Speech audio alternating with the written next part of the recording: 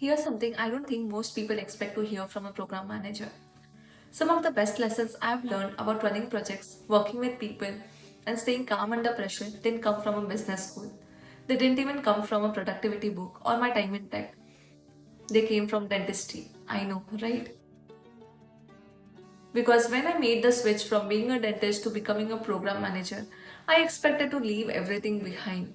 The scrubs, the drill sounds, the patients who gripped onto the armrest like their life depended on it, everything.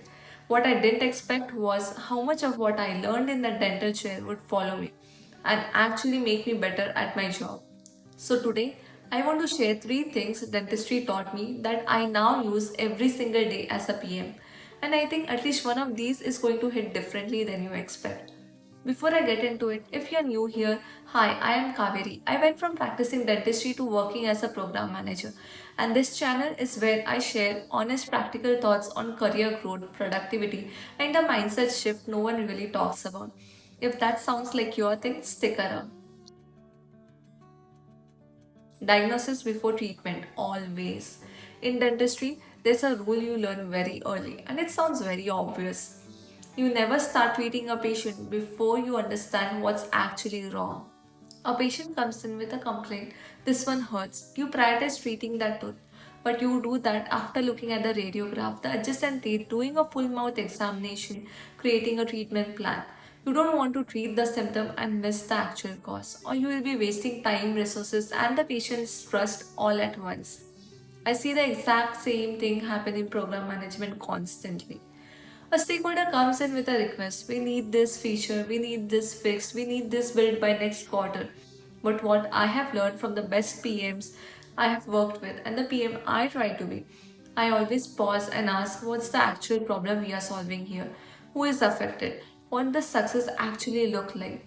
You don't start building as soon as the request comes in, even if there's pressure from above. In dentistry, we call it diagnosis. In product, we call it root cause analysis. Different words, same discipline.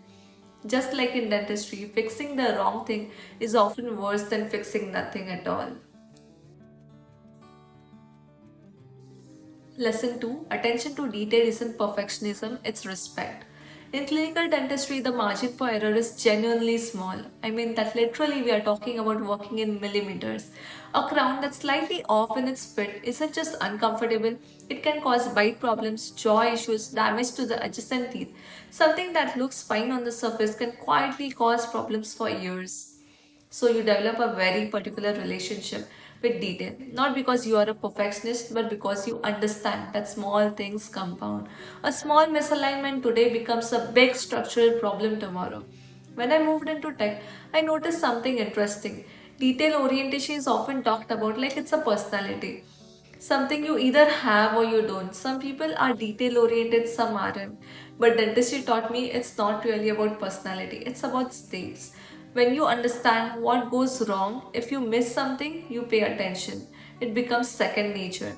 As a PM, the details that matter aren't millimeters. They are things like, does everyone on this team have the same understanding of what done means? Is this dependency actually accounted for in the timeline, or did we just assume it would work out? Did we document that decision, or is just living in someone's head? None of those feels dramatic. Attention to detail in both dentistry and program management isn't about being fussy. It's about respecting the people who are depending on you to get it right. Lesson 3, a treatment plan is only as good as the patient's buy in. This one took the longest for me to learn, both as a dentist and as a PM. In dentistry, you can do a perfect diagnosis. You can put together a genuinely excellent treatment plan, the right sequence of procedures, the right timeline, the right outcome, and then the patient can nod, smile, say, yes, doctor, walk out the door, and never come back. Because a treatment plan without patient understanding is just a document, it doesn't do anything. I used to think my job as a dentist was to figure out the best clinical solution. I learned over time that was only half the job. The other half was helping the patient understand why this plan made sense for them in their language, addressing their fears, connecting it to what they actually cared for. Some patients were scared of the cost, some were scared of the pain, some just didn't trust that it was necessary. And if I didn't address any of that, the best plan in the world was useless. Program management is exactly the same. You can do perfect planning, detailed roadmaps, clear milestones, thorough risk registers. But if your stakeholders don't understand why the plan is structured the way it is, if your engineers feel like the deadlines were handed down rather than built together, if leadership can't clearly see how this connects to the business goal, the plan won't hold. The document isn't the plan, the alignment is the plan. And alignment, I have learned, requires the same thing in both worlds: patience, clear communication, and the willingness to explain things more than once without making people feel stupid for not getting it the first time. Which brings me neatly to something I didn't include as a formal lesson but probably should have: patience. Dentistry will teach you a lot of patience in a way that a very few careers can. When someone is sitting in your chair terrified, you cannot rush them. You cannot logic them out of their fear. You just have to be present, be calm, and move at the pace that works for them. I use that every single week as a PM. So, there you have it. 3 things dentistry taught me that made me a better program manager. 1. Diagnose before you treat. Understand the real problem before you start building solutions. 2. Attention to detail is respect. The small things compound, and the people depending on you deserve someone who takes that seriously. And 3. A plan without buy in is just a document. Alignment is the actual work.